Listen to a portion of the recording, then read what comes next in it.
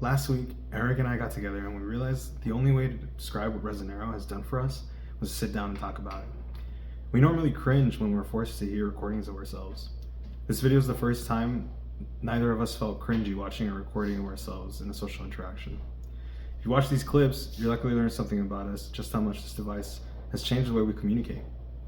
In the first conversation, Eric starts by explaining that what he knew about his own challenges was that he was often too loud, while I realized I was too soft.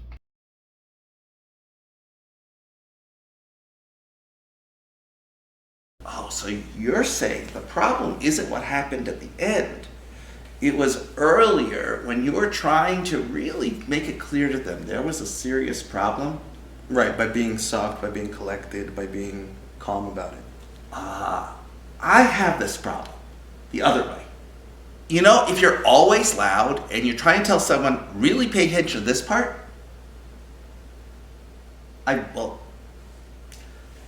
they're overwhelmed with everything. They're thinking that they're supposed to pay attention to everything I was saying because it was loud. And so you as a soft person also, like, you don't have the ability to convey all the emotions because, you know, if someone's talking to you like this, you think something's going on. Right. Because it's not normative. And so similarly, when you were trying to say this is important, they couldn't hear it. They just talk softly. Right.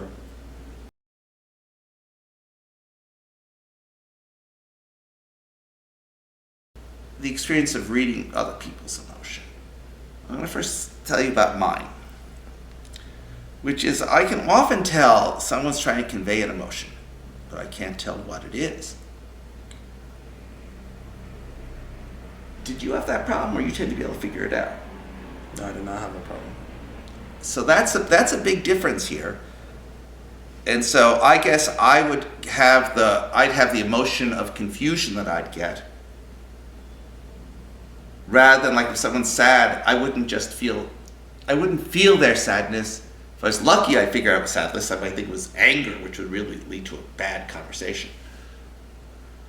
But you figured out that they were sad or excited. But did you feel their happiness?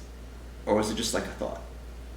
It was a means to a strategy. So it was more like that. It was a thought. Yeah.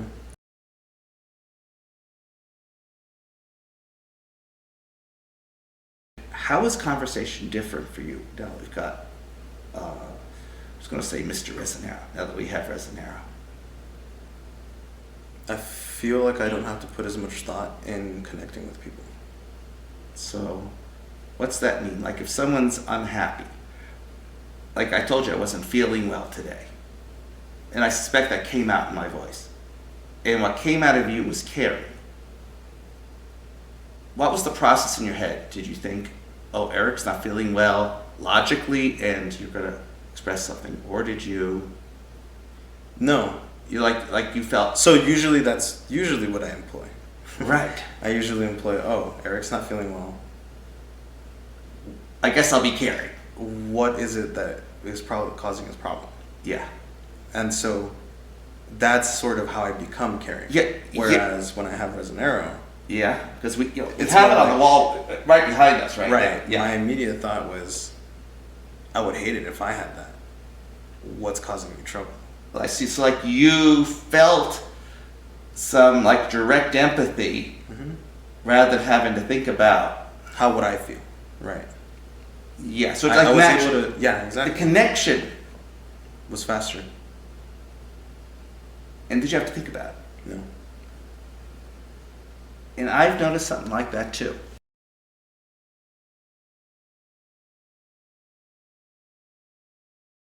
It's funny, even when I'm on a conference call, I have this thing right next to me, and it makes intonation look clearer.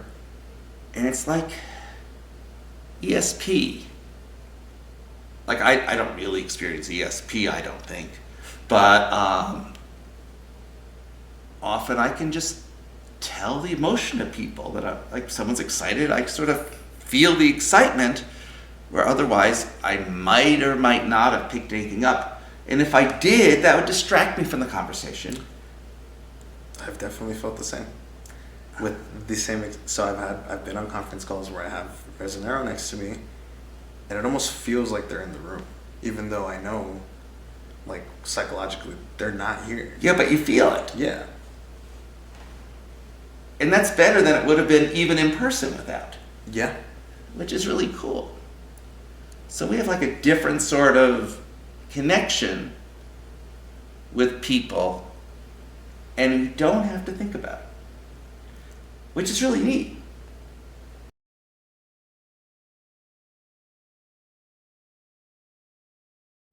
And me, as someone who's a bit ADHD, it means that if I were to pay, I should mention this, and we probably should put this at the beginning or something like that, is that if I were to pay attention to how loud I was speaking, like really pay attention to that, that distracts me from the conversation.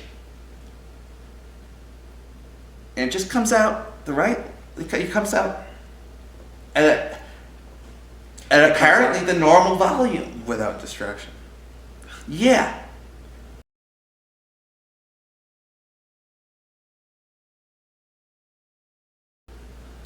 Should I talk about should I mention the stoplight?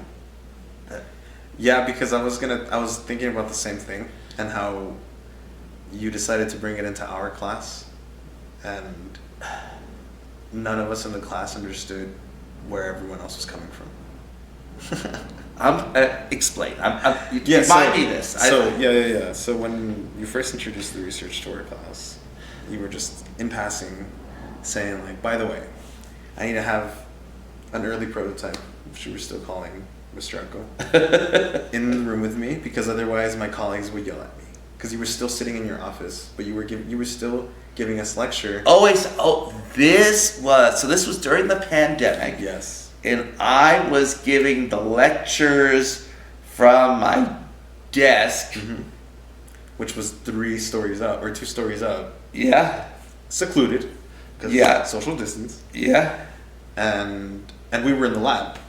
But we had none of us had ever been exposed to you so because of the pandemic, right? We hadn't been on campus. You didn't know I was Mr. Loud. We didn't know you were Mr. Loud. We didn't know what sort of too much personality Dr. Freudenthal had. And so when you told us, like, yeah, people think I'm really loud, and then you told us at the stoplight that your friend got you. Yeah. Because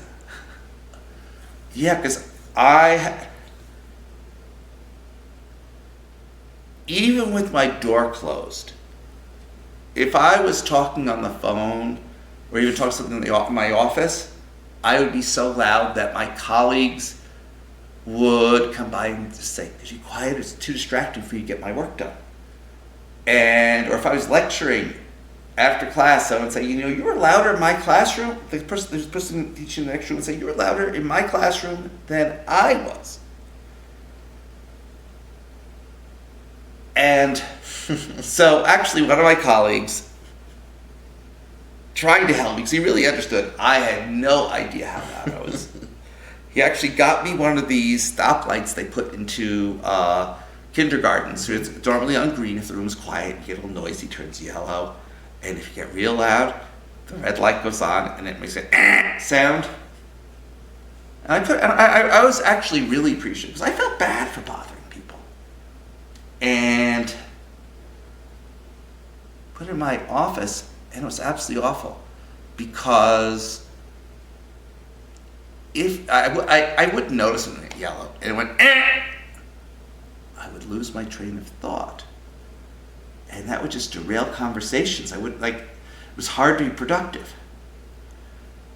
And so that went away, sadly. I didn't have a good solution to the problem. But I think that's around the time that I was teaching the class that you were taking remotely because of the pandemic. Mm-hmm. And I talked about getting loud, and you had no idea what I was talking about. Right. And I brought the prototype device, the early prototype, into my office. And did I sound any different? Yeah. How? So there's a few things that I noticed. sometimes you would forget it.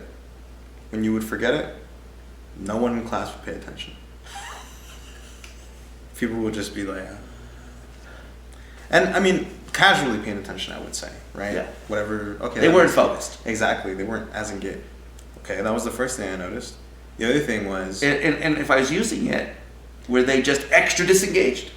when you were using it, your personality wasn't too overbearing for them, or any of us. What we noticed was that, oh, you are from New York. You are really a New Yorker, and you are really just straight up. And a lot of the people in my class, after you started using the device, became more incentivized to go to your office hours. And that's where you have one of my colleagues, who I'm sure you remember her. I won't name her, but she had a very she had a very certain idea of what you were like before. And then after having gone to your office hours, invited through Mr. Resonero, Yeah. everyone came back and was like, "Oh, let's just have court parties. Let's just all have." I was like, "Whoa! Like, when did we all switch up like this? Like now we're all a group, and now we're all like."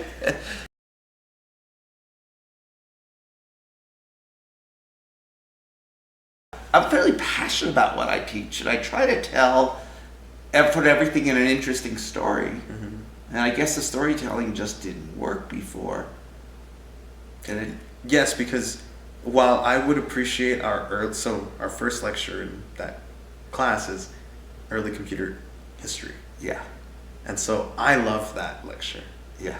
But I noticed as well that, because I've also had the privilege of being a TA for the same course under you, the more we've used Resonero with it, the more students tune into that lecture. Yeah, and it's supposed to be the hook that makes it all make sense. Right. And it's like the evolution of how our culture our society came to invent computers is a really neat story. Yes. And I try to grab people with that. And if I'm putting them off with my voice, it's like I should have just read the textbook, you know? Yeah. Yeah, and it's neat.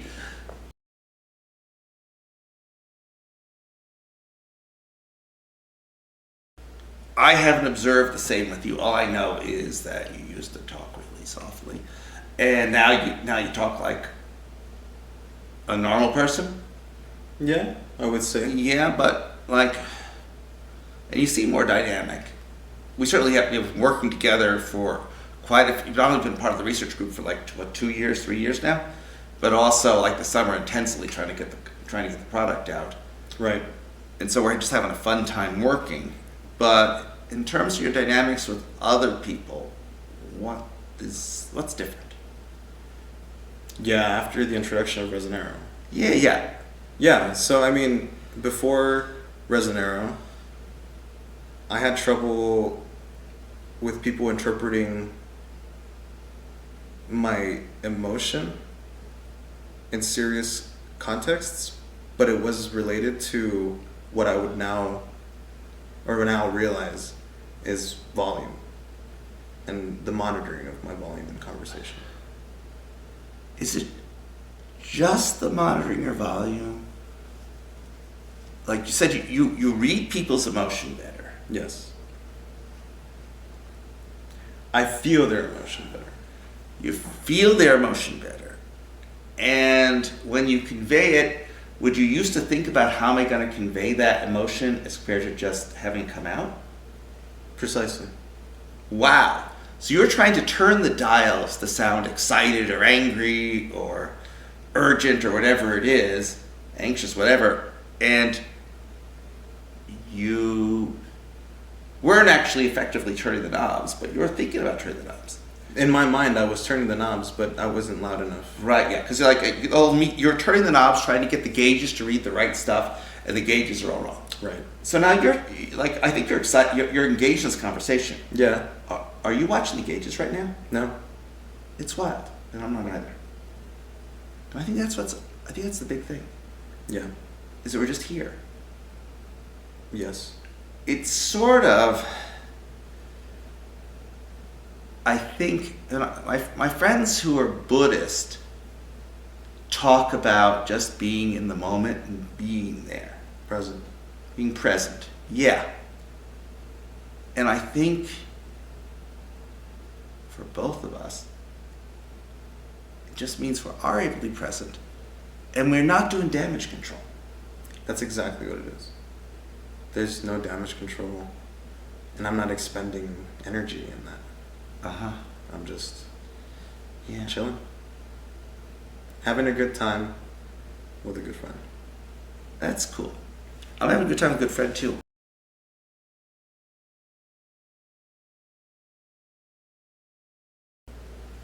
I want to mention a story.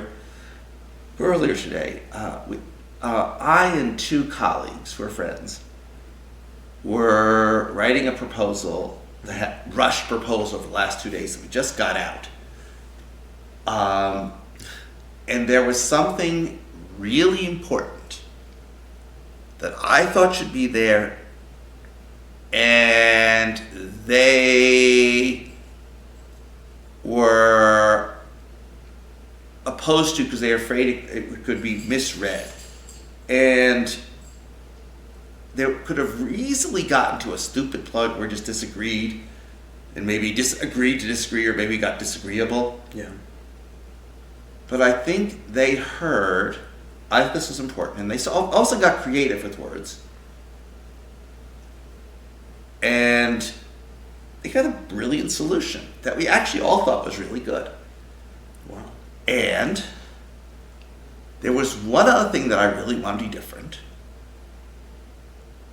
And I say we really should do this, and each of them took their turn saying, it's real. There are good reasons not to do that.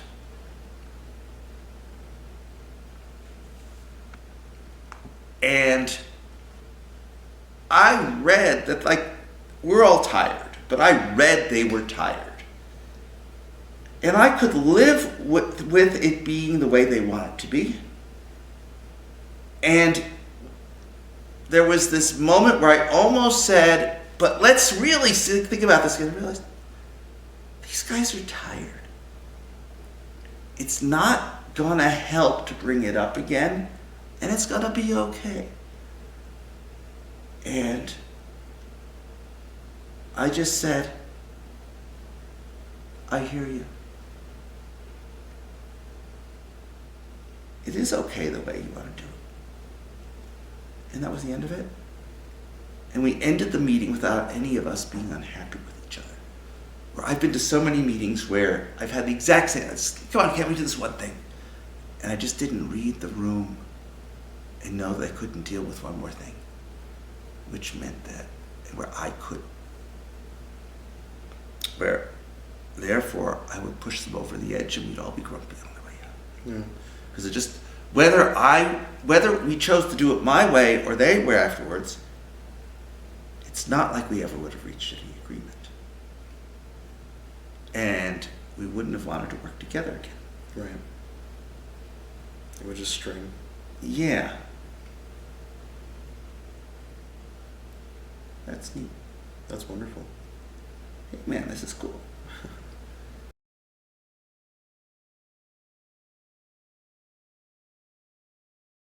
So it's like this thing's magic. A little bit. something near it. Hey, it is your dissertation research to go look at the neural signaling. It will be. It's got magical for sure. We do have some really neat hypotheses about what's going on, but that's for another conversation. Mm-hmm. I mean, we'll be happy to talk about it later. So, thanks for visiting us. Bye. You're not going to say goodbye to our guests? No. Why not? Too awkward. No, they're there. They're listening.